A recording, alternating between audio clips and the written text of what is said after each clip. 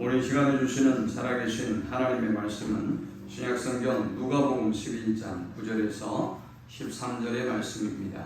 내가 또 너희에게 이르노니 구하라 그러면 너희에게 주실 것이요 찾으라 그러면 찾아낼 것이요 문을 두드리라 그러면 너희에게 열릴 것이니 구하는 이마다 받을 것이요 찾는 이는 찾아낼 것이요 두드리는 이에게는 열릴 것이니라. 너희 중에 아버지 된 자로서 누가 아들이 생선을 달라 하는데 생선 대신에 뱀을 주며 알을 달라 하는데 정갈을 주겠느냐. 너희가 악할지라도 좋은 것을 자식에게 줄 줄 알거든 하물며 너희 하늘 아버지께서 고난한 자에게 성령을 주지 않겠느냐 하십니다. 아멘. 그리스도인들에게 가장 중요한 것, 우리의 삶 가운데 빼놓을 수 없는 것, 그것이 바로 기도입니다. 기도는 과연 어떤 의미일까요? 우리 그리스도인들에게 기도가 과연 어떤 의미이기에 이렇게 기도가 우리의 삶의 신앙생활에 있어서 필수적이라고 하는 것일까요? 먼저 성경에서 기도에 관해서 뭐라고 말씀하고 있는지를 우리가 찾으면 됩니다. 성경에서는 기도하기를 쉬는 것이 죄다라고 말씀하고 있습니다. 여러분, 기도하기를 쉬는 것이 왜 그 자체가 죄가 되는 것일까요? 한날은 예수님의 제자들이 예수님께 나와서 기도를 가르쳐 달라고 말씀하셨습니다. 주님은 그들에게 기도를 가르쳐 주시면서 11장 2절에 이렇게 말씀하셨습니다. 예수께서 이르시되 너희는 기도할 때 이렇게 하라. 아버지여, 이름이 거룩히 여김을 받으시오며 나라가 임하시오며 했습니다. 주님은 제자들에게 무엇을 기도해야 될지 기도의 내용을 주기도문을 통해서 가르쳐 주셨습니다. 우리가 기도할 때 무엇을 위하여 기도해야 할까요? 주님은 이 기도의 내용을 말씀하시면서 영적인 것과 육적인 것을 나누어서 이 두 가지를 함께 기도해야 한다라고 말씀하셨습니다. 그런데 영적인 일에 대해서 기도를 요청하면서 뭐라고 하셨느냐? 아버지여, 이름이 거룩히 여김을 받으시오며 라고 하셨습니다. 이 말씀은 구별된다는 의미입니다. 여러분의 삶 속에 여러분에게 강한 영향력을 주는, 또 강한 능력을 가지고 있는 사람도 있고 또 어떤 의미도 있을 것입니다. 가령 여러분들이 돈을 하나님보다 더 사랑하고 돈이 하나님보다 더 우위에 있다면 지금 이 자리에 여러분 오시지 않았을 것입니다. 만일 어떤 다른 우상이, 어떤 다른 종교가 하나님보다 더 우위에 있다고 여기는 사람은 오늘 이 시간에 예배할 수 없습니다. 사랑하는 가족들과 혹은 벗들과 여행하는 것이 하나님을 높여 예배하는 것보다 훨씬 더 우월하다고 생각하는 사람은 아마 벌써 저 피크닉 장소에 있을 것입니다. 하나님의 이름이 거룩히 여김을 받게 하옵시며 라는 이 말씀은 지존하신 하나님, 온 땅의 주권자 되시며 창조자 되시고 구속주 되시는 하나님을 구별하고 그 이름에 합당하게 예배하며 영광을 돌리라 라는 말씀인 것입니다. 하나님의 지존성을 믿지 못하는 사람은 예배할 필요도 없고 기도할 필요도 없는 것입니다. 우리가 무엇 때문에 시간 아깝게 이 시간에 예배를 드리겠어요? 하나님이 무능하신데, 하나님이 돈과 사람과 온갖 세상의 쾌락과 좋은 것들과 비교해서 별 볼 일 없는 존재인데 우리가 그분을 위하여 예배하고 경배하고 물질을 바치고 헌신할 이유가 전혀 없는 것입니다. 하나님을 거룩하게 구별하지 못하는 사람이 기도할 리는 만무합니다. 그분의 무능함이, 그분의 무관심이, 그분의 어떤 우리의 피투된 상황들이 우리와는 무관하다고 생각하기 때문에 하나님을 찾지 않습니다. 기도하지 않습니다. 하나님은 하나님 따로, 나는 피투된 존재, 나 혼자 또 따로 그렇게 살아간다고 생각하는 것이지요. 그런데 주님은 기도를 가르쳐달라는 제자들의 요구에 가장 먼저 이렇게 말씀하셨습니다. 너희는 기도할 때 이렇게 하라, 아버지여. 기도는 하나님의 아버지 되심을 믿는 사람, 아버지 그 사랑을 믿는 사람만이 할 수 있는 것이 기도입니다. 기도는 아버지와 자녀라고 하는 관계가 형성된 사람만이 그 아버지에게 자녀된 우리가 담대하게 나아갈 수 있는 것입니다. 하나님의 지존성, 하나님의 크고 위대하심을 믿는 사람만이 기도할 수 있는 것입니다. 여러분, 그러니 오늘 여러분의 삶 가운데서 기도를 쉰다라는 것은 하나님의 전능하심을 믿지 않는다라는 말과 같은 것입니다. 하나님의 사랑을 믿지 않는다는 것과 같은 말입니다. 하나님의 응답을 나는 믿을 수가 없습니다라는 말과 같은 것입니다. 그러므로 기도하기를 쉰다 그 자체가 죄인 것입니다. 예수님은 제자들에게 기도를 가르치면서 아버지여 이름이 거룩히 여김을 받으시오며 나라가 임하시오며 했습니다. 여러분의 나라에서 살고 싶고 여러분이 나라의 통치자와 주권자가 되고 싶고 여러분이 여러분의 삶의 왕으로 살아가고 있는 사람은 하나님 앞에 예배할 수도 기도할 수도 없습니다. 그러나 나의 삶 속에 나의 가정 속에 그리고 나의 모든 생활의 환경 속에 하나님의 나라가 이루어지기를 원하는 사람은 하나님의 나라 즉 천국이 이루어져야만 내가 살 수 있다고 생각하는 사람은 하나님 앞에 엎드려 기도할 수밖에 없는 것입니다. 그러므로 기도를 쉬는 것은 죄입니다. 여러분들이 여러분의 나라를 구축하며 살아가는 것입니다. 주님이 우리의 대장이시고 왕이신데 여러분이 주님을 쫓아내고 여러분이 포도원의 주인이 되어서 여러분의 인생의 주인이 돼서 내 마음대로 내 뜻대로 살아가고 있는 것입니다. 그러니 기도를 쉬는 것은 죄인 것이지요. 기도는 영적인 호흡이라고 합니다. 사람이 고삐를 끊으면 죽습니다. 동시에 호흡이 멈추면 죽는 것입니다. 고삐를 끊어도 최종에 여러분에게 호흡이 있는가 없는가를 검사하죠. 우리의 호흡이 멈춘다, 죽음을 의미하는 것입니다. 여러분들이 아무리 대단한 직분을 가지고 대단한 신앙의 경력을 가지고 있어서도 여러분이 기도를 쉬면 죽는 것입니다. 기도는 하나님과의 대화입니다. 그러므로 우리가 하나님과의 대화가 끊어지면 하나님과의 관계가 서먹서먹해지는 것입니다. 그러므로 주님은 신약 성경에도 우리에게 쉬지 말고 기도하라고 하셨습니다. 쉬지 않고 우리는 우리의 인생의 모든 문제를 아버지 하나님께 가지고 나아가야 하는 것입니다. 우리는 우리의 모든 인생의 문제를 아버지 하나님과 대화해야 하는 것입니다. 자, 이렇게 주님은 기도의 내용을 가르쳐 주셨습니다. 무엇을 기도해야 하는지를 가르쳐 주셨어요. 오늘날 이 시대의 많은 성도들이 기도하세요 라고 하면 기도할 줄을 몰라요. 기도의 내용을 몰라서 그래요. 그래서 주님은 주기도문을 통해서 1절에서 4절에 이르기까지 무엇을 기도해야 될지 기도의 내용을 가르쳐 주셨어요. 자, 그리고 이제 본문에 들어서서는 우리가 응답받는 기도 생활을 할 수 있는 우리의 기도가 응답받는 원리를 세 가지로 교훈하고 있습니다. 사람들이 왜 기도하지 않을까요? 여러분 중에 기도를 한 번도 안 해본 사람은 없을 것입니다. 여러분들이 기도해야 한다는 생각은 가지고 있습니다. 그러나 기도하지 않을 뿐이지요. 왜 기도하지 않는 것일까요? 저는 간단하다고 생각해요. 여러분의 기도가 만약에 기도한 대로 응답받는다면 오늘 제가 아무리 기도를 방해하고 막는다 할지라도 여러분은 기도하러 오실 거예요. 우리가 그 대학 학력고사를 칠 때 즈음에는 지금도 그렇습니다만은 엄마 아빠들이 학교에 와서 기도하고 난리 났습니다.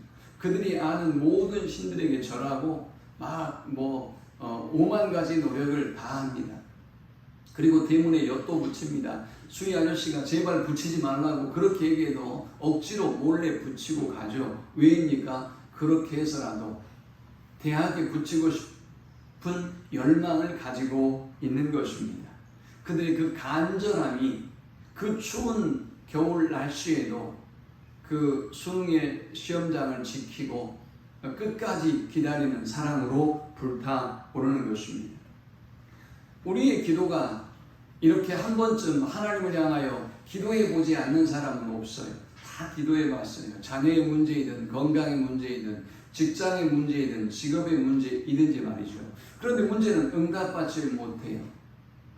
그러니 기도가 재미가 없는 것입니다. 또 할 필요를 못 느끼는 것입니다. 그런데 주님은 우리에게 기도의 내용, 무엇을 기도해야 할 것인가를 가르쳐 주시고 우리가 어떻게 응답받는 기도로 하나님 앞에 나아갈 수 있는가를 구체적으로 말씀해 주셨습니다. 첫 번째, 간청함으로 기도하라 라고 하셨습니다. 지금으로부터 약 40-50년 전에 미국의 위스콘신 밀워키시에서 한 아이가 버려졌습니다. 6개월 정도로 보이는 이 요한은 밀워키시의 이 시립병원 앞에 버려졌습니다. 이 아이는 나면서부터 소경이었습니다. 이 아이는 뇌성 마비를 앓고 있습니다. 이 어린 생명이 태어나고 부모는 아마도 이 아이를 키워보려고 애를 쓰지 않았겠습니까? 그리고 도저히 감당할 수 없어서 이 아이를 이 시립병원 앞에 버린 것입니다. 병원 당국이 깜짝 놀랐습니다. 이 어린 생명을 안고 들어가서 이 어린 생명이 죽지 아니하도록 처치하고 그리고 대책을 세웁니다. 이 아이를 어떻게 할 것인가? 이거 심각한 문제 아닙니까? 그런데 병원의 원장이 갑자기 한 사람이 떠올랐습니다. 이 여인은 지금까지 그 병원에서 52세까지 근무했던 메이라는 신실한 크리스찬이었습니다. 원장은 아마도 메이라는 이 여성은 이 아이를 돌보고 이 아이를 책임져 줄 것이라는 생각을 하게 됐던 것입니다. 그리고 메이에게 전화를 했고 메이를 불렀습니다. 은퇴한 메이가 병원에 와서 이 아이를 보았습니다. 이 아이는 먹을 것에도 아무런 반응을 하지 않았습니다. 메이는 이 아이를 바라보며 통곡했습니다. 그리고 병원에 이렇게 말합니다. 아무런 조건이 없습니다. 저는 제 생명이 다할 때까지 이 아이를 돌보겠습니다. 라는 말과 함께 죽어가는 이 아이를 자기 집으로 데려갑니다. 어린 생명을 바라보고 메이는 얼마나 안타깝고 얼마나 비참하고 얼마나 고통스러웠는지 모릅니다. 우유를 주어도 빨아먹을 줄 모릅니다. 반사신경도 반사본능도 이 아이에게는 없었습니다. 메이는 이 아이의 팔과 다리와 온몸을 만져주고 마사지를 했습니다. 그렇게 한 생명의 소생을 위해서 메이는 정말 초인적인 노력과 헌신으로 이 아이와 함께 했습니다. 몇 년이 흘렀습니다. 메이는 이 아이의 이름을 레슬리라고 지었습니다. 이 어린 아이는 식물인간의 상태로 한 번도 침대에서 움직이질 않았습니다. 말 한마디, 웃는 눈길, 그리고 눈물조차 드러내지 못했습니다. 메이는 점점 지치기 시작합니다. 그녀는 눈물로 기도했습니다. 자신의 눈물이 쏟아져서 레슬리의 손을 적시고 레슬리의 얼굴을 적시며 그리고 그녀의 간절함이 이 레슬리에게도 전달되었습니다. 메이는 기도합니다. 주님, 제가 레슬리를 찾은 것도 선택한 것도 아니지 않습니까? 이 아이를 위해 제가 선택된 것이 아니었나요? 이 선택 뒤에 숨은 이유를 보여주십시오. 하나님, 그 증거를 언제 보여주시겠습니까? 저는 지금 지쳐가고 있습니다. 너무나 오랜 기간의 고통의 세월이 지납니다. 그녀는 기도라기보다는 시편에 다윗 왕이 그러했던 것처럼 항이 어린 독백을 하나님께 날렸습니다. 그러나 그녀는 포기하지 않았습니다. 레슬리를 껴안고 걸음마를 연습시켜보고 온갖 재활의 방법을 다 동원했습니다.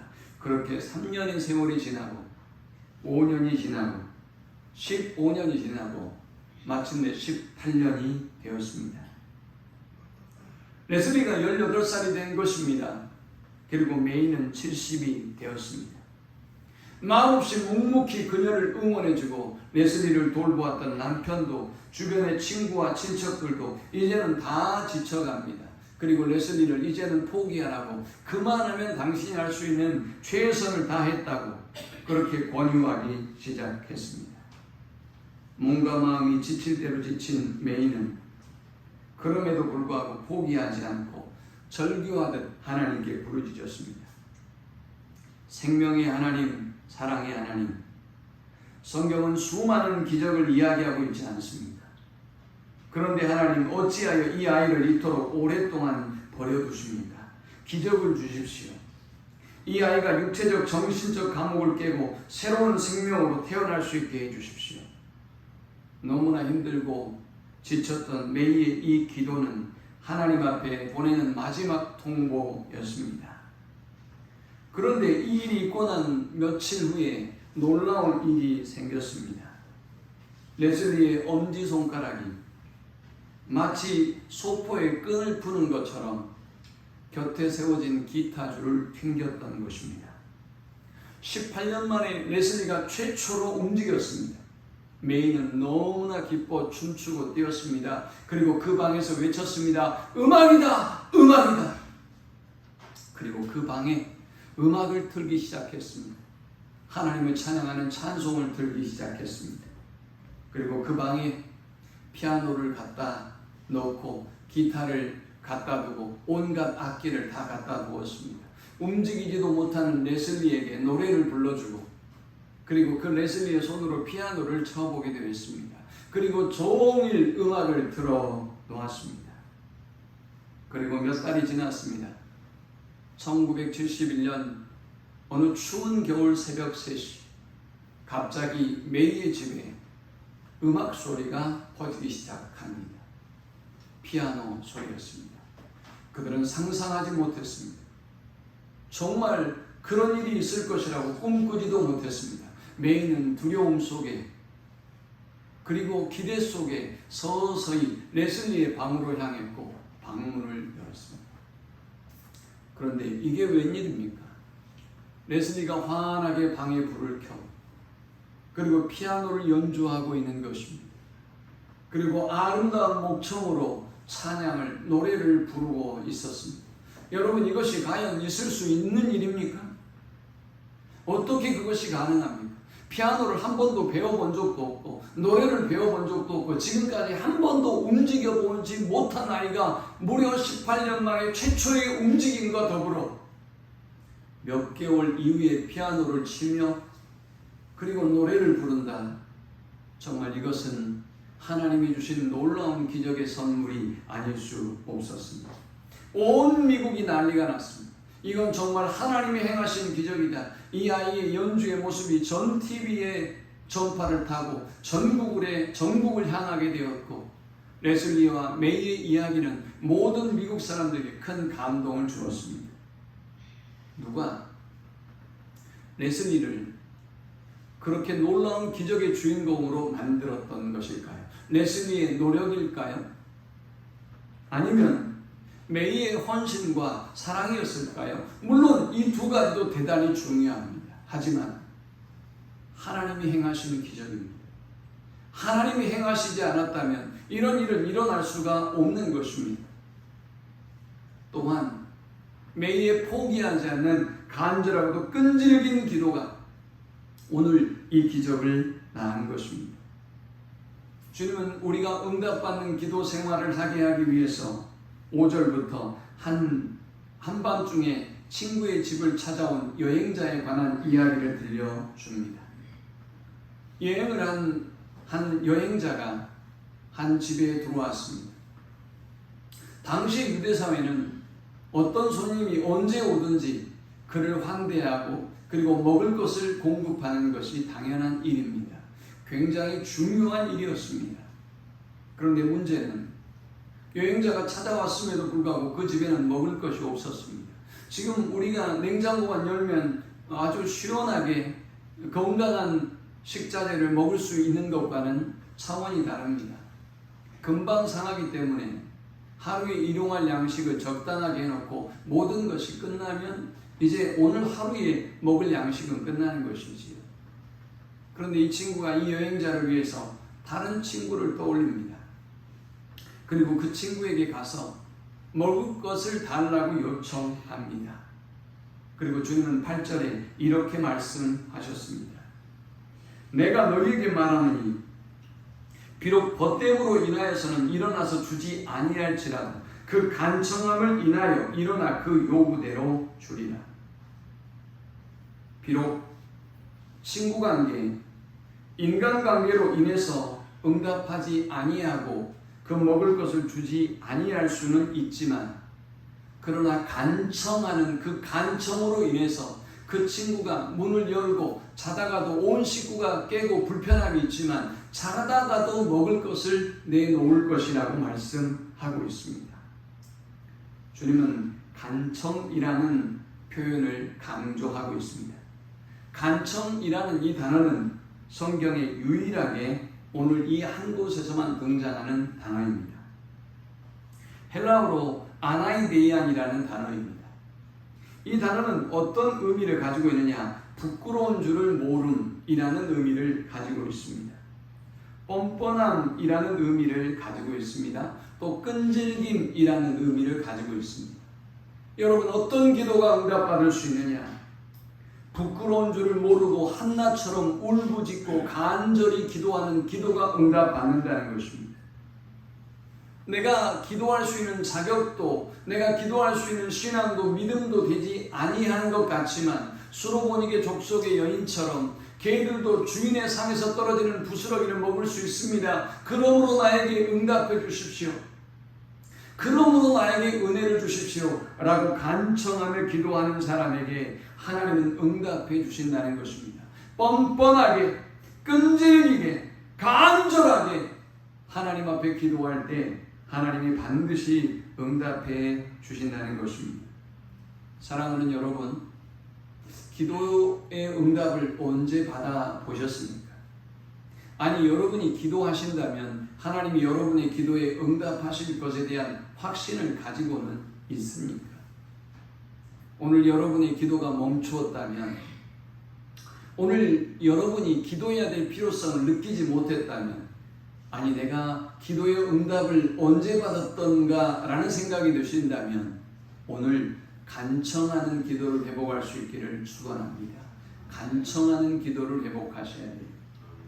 두 번째, 우리가 기도할 때 기억해야 될 사실은 약속을 붙잡고 기도하라 라는 것입니다.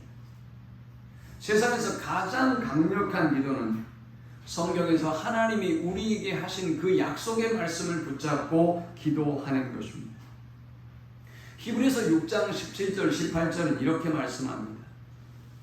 하나님은 약속을 기업으로 받는 자들에게 그 뜻이 변하지 아니함을 충분히 나타내시려고 그 일을 맹세로 보증하셨나니, 이는 하나님이 거짓말을 하실 수 없는 이 두 가지 변하지 못할 사실로 말미암아 앞에 있는 소망을 얻으려고 피난처를 찾은 우리에게 큰 안위를 받게 하려 하심이라 했습니다.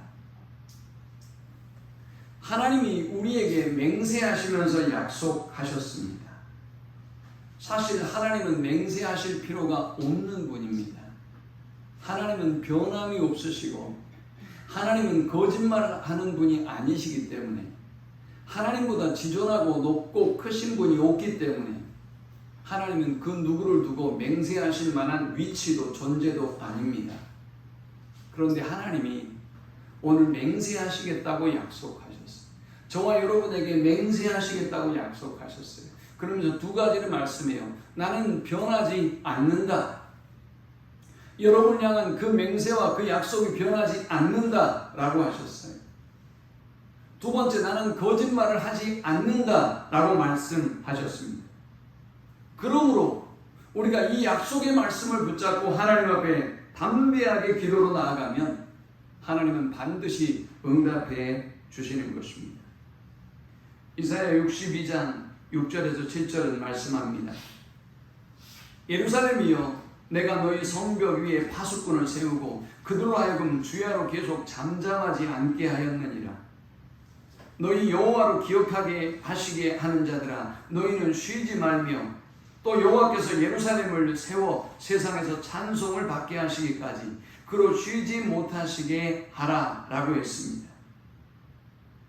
이 말씀은 저와 여러분이 하나님의 약속의 말씀을 굳게 붙잡고 끊임없이 기도해서 간절히 기도해서 하나님이 쉬지 못하도록 기도하라는 것입니다. 그러면 하나님이 응답하신다는 것입니다.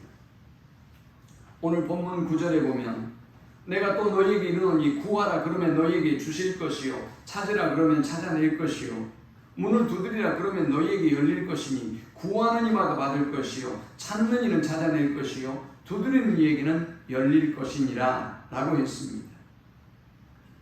9절에 3번이나 반복적으로 등장하는 단어가 있습니다. 항상 성경에서 반복적으로 등장하는 단어가 중요하다고 그랬죠. 어떤 단어입니까? 그러면입니다. 그러면이 3번 등장하고 있습니다. 자, 이 그러면은 어떤 접속사일까요? 여러분이 이리 하면 이렇게 응답하시겠다는 약속의 접속사예요. 그럼 우리가 어떻게 하면 하나님이 응답하시겠다는 것입니까? 구하라 그리하면 너희에게 주실 것이요 라고 하셨습니다. 그러므로 사랑하는 여러분, 우리가 응답받으려면 구해야 하는 것입니다. 그리고 또한 주님은 찾으라 그러면 찾아낼 것이요 라고 하셨습니다. 여러분이 찾아낸다는 것입니다. 문을 두드리라 그러면 너희에게 열릴 것이니 라고 하셨습니다. 문을 제발 두드려야 열리든지 닫히든지 할 것 아니겠습니까? 그런데 우리는 전혀 이 하나님의 약속의 말씀을 붙잡지 않습니다. 이 하나님의 약속을 믿지 않습니다. 이 세 명령형의 동사는 현재형의 시제로 사용되고 있습니다. 헬라어로 현재형의 시제는 어떤 의미를 가지고 있느냐? 계속적 명령을 의미합니다. 그러니까 이전에 구하다 그만두는 것이 아니고 오늘 구하고 내일은 그만두는 것이 아니고 계속 구하는 것입니다. 계속 구하는 것입니다. 과거도 구하고 현재도 구하고 어제도 구하고 내일도 구하고 우리가 계속해서 구하면 그리하면 하나님이 주신다고 약속하셨습니다. 과거에도 찾고 어제도 찾고 현재도 찾고 미래에도 찾으면 그리하면 하나님이 찾아낼 것이라고 약속하고 있습니다. 문을 두드리기만 하면 그리하면 열릴 것이라고 약속하고 있습니다.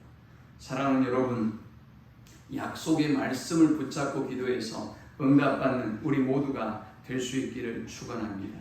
요한복음 14장 13절 14절은 이렇게 말씀합니다. 너희가 내 이름으로 무엇을 구하든지 내가 행하리니 이는 아버지로 하여금 아들로 말미암아 영광을 받으시게 하려 함이라. 내 이름으로 무엇이든지 내게 구하면 내가 행하리라. 주님은 우리가 약속의 말씀을 붙잡고 기도할 때 무엇이든지 구할 때 반드시 행할 것이고 응답하신다고 약속하셨습니다. 연세대학교는 6.25 전쟁의 그 혼란스러운 상황 가운데서도 부산에서 학생들을 모집했습니다. 입학고사를 치르고 한 남루한 학생이 간절히 그 자리에서 기도하고 있는 모습을 여러분이 잘 아시는 연세대 철학과의 김영석 교수가 보았습니다. 김영석 교수가 신실한 분이기 때문에 이 청년에게 남다른 관심을 가졌습니다. 자네 이름이 뭔가? 라고 물었습니다. 예, 누구누구입니다. 라고 했습니다. 그런데 성적을 보니 꼴찌였습니다. 이 교수님이 너무 안타까워서 이 청년에게 그래, 이제 그만 기도하고 다음 기회를 한번 기다리게 라고 이야기했습니다. 이 청년은 네 라고 대답했습니다. 아니 그런데 이 청년이 가지 않는 것입니다. 또 간절히 하나님 앞에 기도하고 있습니다. 김영석 교수님만에 이런 생각이 들었답니다. 공부는 안 하고 기도만 하면 합격하나? 라는 생각이 들더랍니다. 그리고 이제 합격자 명단을 가지고 학장님을 찾아갔습니다. 학장님이 김영석 교수에게 물었습니다. 지원자가 몇 명입니까? 김영석 교수가 답했습니다. 예, 모집 인원보다 조금 더 많습니다. 그런데 학장님이 갑자기 이렇게 말씀하시는 것입니다. 아 그래요? 6.25 동란에 이렇게 혼란스럽고 힘든데도 공부하려고 지원한 학생들이 있으니 얼마나 감사합니까? 정원하고 상관없이 그 아이들 다 합격시킵시다 라고 이야기했습니다. 그리고 그 학생은 연세대학교에 진학하게 되었습니다. 김영석 교수가 그때 생각했답니다. 아, 기도는 쉽게 포기하는 것이 아니구나. 기도는 한 번 구하고 중단하는 것이 아니구나. 하나님의 약속의 말씀을 붙잡고 간절히 기도하는 것이 기도이며, 그때 하나님께서 정말 상상도 할 수 없는 방법으로 우리 가운데 역사하시는구나 라는 걸 깨닫게 되었답니다. 사랑하는 여러분, 오늘 하나님은 여러분이 상상할 수 없는 방법을 준비하고 계세요. 자녀들의 취업의 문제를 가지고 고민하지 마세요. 기도하세요. 진학의 문제를 가지고 고민하지 마세요. 기도하세요. 걱정하지 마세요. 기도하세요. 건강의 문제를 가지고 걱정한다고 해서 조금도 변하지 않아요. 경제적인 문제, 어떤 상황을 가지고 걱정하고 염려한다고 해서 여러분이 전혀 달라지는 상황을 만나지 못할 것입니다. 그러나 우리가 하나님 앞에 나오면 그 답답한 심정을 하나님이 바꾸시든지 환경을 바꾸시든지 반드시 역사하시고 응답하십니다. 세 번째, 우리가 기도할 때 하나님은 더 좋은 것을 주신다는 확신을 가지고 기도해야 합니다. 예수님은 이 기도를 가르치면서 두 아버지를 비교합니다. 육신의 아버지와 하늘의 아버지를 비교합니다. 육신의 아버지도 자녀가 생선을 달라 하면 뱀을 주지 않습니다. 자녀가 알을 달라고 하는데 전갈을 주는 부모는 없습니다. 하물며 죄의 본성을 가지고 있는 육신의 아버지도 이러한데, 하물며 하늘에 있는 우리 아버지 하나님께서 우리에게 당연히 더 좋은 것이 무엇인가를 아시고 더 좋은 것을 주시는 것은 너무 당연한 일 아닙니까? 동일한 본문을 기록하고 있는 마태복음 7장 11절에는 너희가 악한 자라도 좋은 것으로 자식에게 줄 줄 알거든 하물며 하늘에 계신 너희 아버지께서 구원한 자에게 좋은 것으로 주시지 않겠느냐 했어요. 좋은 것으로 주신다고 약속하셨어요. 좋은 것을 주실 것을 믿고 기도하면 하나님이 반드시 좋은 것을 주신다는 것입니다. 그런데 오늘 본문 13절에는 너희가 악할지라도 좋은 것을 자식에게 줄 줄 알거든 하물며 너희 하늘 아버지께서 구원한 자에게 성령을 주시지 않겠느냐 하시니라 했어요. 마태복음에는 좋은 것이라고 말씀했는데 누가복음에는 이 좋은 것을 성령이라고 말씀하고 있어요. 자, 이제 여러분에게 제가 한 가지 질문을 던져 보겠습니다. 여러분의 육신의 부모님이 여러분에게 아주 좋은 고급 핸드백을 사준다고 쳐봅시다. 여러분이 좋은 고급 핸드백을 선물로 받아요. 그런데 여러분들이 아버지가 없이 그 선물을 여러분이 간절히 원해서 받을 수는 있지만 그 선물을 받으면 아버지가 여러분의 곁을 떠나거나 혹은 여러분과의 관계가 단절되거나 혹은 세상을 약값을 안 쓰고 혹은 본인이 수술해야 될 비용을 아껴서 수백만 원, 수천만 원짜리 되는 백을 사줄 수 있어요. 여러분이 그것을 택하시겠습니까? 아니면 건강한 모습으로 살아서 나에게 핸드백뿐만이 아니라 집뿐만이 아니라 자동차뿐만이 아니라 다른 어떤 것도 선물할 수 있는 부모를 택하겠습니까? 바로 그 얘기를 하고 있어요. 여러분이 좋아하는 것들이 많이 있죠. 돈 좋죠. 돈 주면 좋을 것 같아요. 건강 주면 좋을 것 같아요. 직장 주고 좋은 배우자들 주고 그리고 건강도 주고 평안함을 주고 우리에게 그런 좋은 것들을 우리가 기도할 때 좋은 것을 주실 걸 믿고 기도할 때 응답해 주셨으면 좋겠어요. 그런데 하나님은 안타깝게도 마태복음에는 좋은 것을 주신다고 약속하셨는데 누가복음에는 생각을 달리 하셔서 성령을 주시겠다고 말씀하셨어요. 그런데 이 성령을 주시는 것이 왜 우리에게 중요한 것입니까? 이 성령이 왜 우리에게 가장 좋은 선물이 되는 것입니까? 요한복음 14장 16절 18절을 말씀합니다. 내가 아버지께 구하겠으니 그가 또 다른 보혜사를 너희에게 주사 영원토록 너희와 함께 있게 하리니 라고 했습니다. 성령은 영원히 우리와 함께하는 영이에요. 여러분이 외롭고 힘들 때에도, 여러분이 실패하고 좌절하고 낙심할 때에도 그 성령은 저와 여러분을 버리지 아니하시고 함께 하십니다. 세상에서 외면을 당하고 손가락질을 당해도 그 성령은 여전히 여러분의 편에서 여러분을 돕고 계시고 가장 외롭고 힘든 순간에도 함께 하시는 영이기 때문에 이 성령을 받는 것이 중요한 것이다 라고 말씀합니다. 요한복음 16장 13절에는 그러나 진리의 성령이 오시면 그가 너희를 모든 진리 가운데로 인도하시리니 그가 스스로 말하지 않고 오직 들은 것을 말하며 장래 일을 너희에게 알리시리라 했어요. 인생은 광야라고 합니다. 어디가 길인지 잘 몰라요. 상황이 언제 바뀔지 몰라요. 먹을 것, 마실 것, 입을 것을 두고 염려하며 걱정해야 돼요. 그런데 진리의 영이신 성령님은 우리에게 길을 가르쳐 주세요. 우리가 어떻게 살아야 될지, 어떻게 행해야 할지 우리를 가르쳐 주시고 인도해 주시는 분입니다.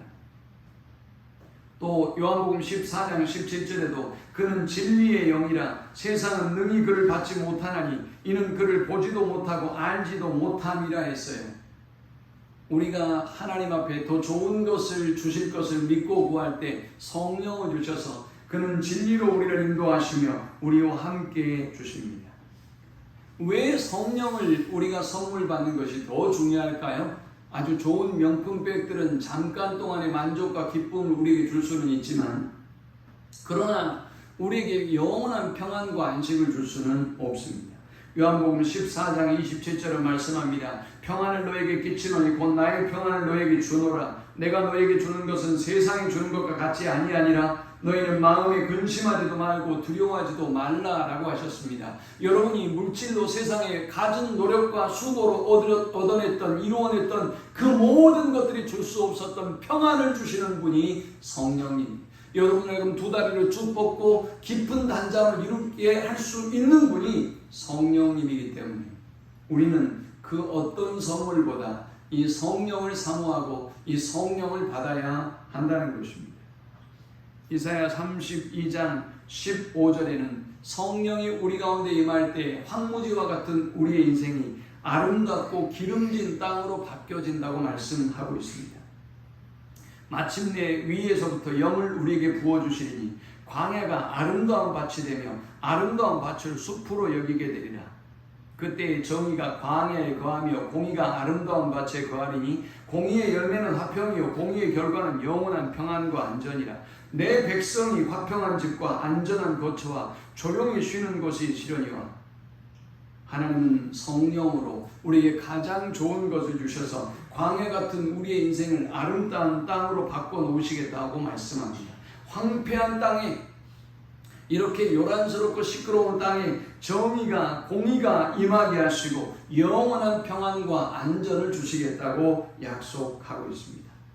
성령이 우리에게 임할 때 우리는 화평한 집에 거하게 되고 안전한 거처, 조용히 쉬는 곳에서 하나님이 주시는 평안과 안식을 누리게 된다라는 것입니다. 여러분, 그러므로 우리가 어떤 선물을 받는 것보다, 어떤 명품의 백을 받는 것보다 성령을 받는 것이 훨씬 더 중요한 것이라는 것을 우리는 기억해야 하는 것입니다. 말씀을 맺습니다. 주님은 우리에게 기도의 내용을 가르쳐 주셨고 이렇게 기도하라고 말씀하셨어요. 이렇게 기도하면 응답받는 삶을 살 수 있다는 거예요. 이렇게 기도하면 다른 많은 사람들처럼 여러분도 기적의 주인공이 되고 응답의 주인공이 될 수 있다는 거예요. 첫 번째는 간청하며 기도하는 거예요. 간청하며 기도하세요. 뭐 체면, 또 여러분의 믿음 상관없이 한나처럼 간청함으로 하나님 앞에 기도하세요. 두 번째, 약속의 말씀을 붙잡고 기도하세요. 하나님의 말씀을 붙잡고 내 마음대로 내 뜻대로 기도하는 것이 아니라 하나님 이렇게 말씀하지 않습니까? 그러므로 하나님이 역사해 주십시오 라고 기도할 때, 하나님으로 쉬지 못하게 기도할 때 하나님이 응답하시는 것입니다. 더 좋은 것으로 주실 것을 믿고 기도할 때 우리가 전혀 상상할 수 없었던 놀라운 더 좋은 것으로 하나님은 채워주시고 우리의 삶을 기름지고 아름다운 땅으로 바꿔주실 것입니다. 여러분의 기도가 회복돼서 응답받는 기도 생활을 해서 하나님 앞에 영광을 돌리고 하나님을 기쁘게 하는 우리 모두가 되시기를 축원합니다.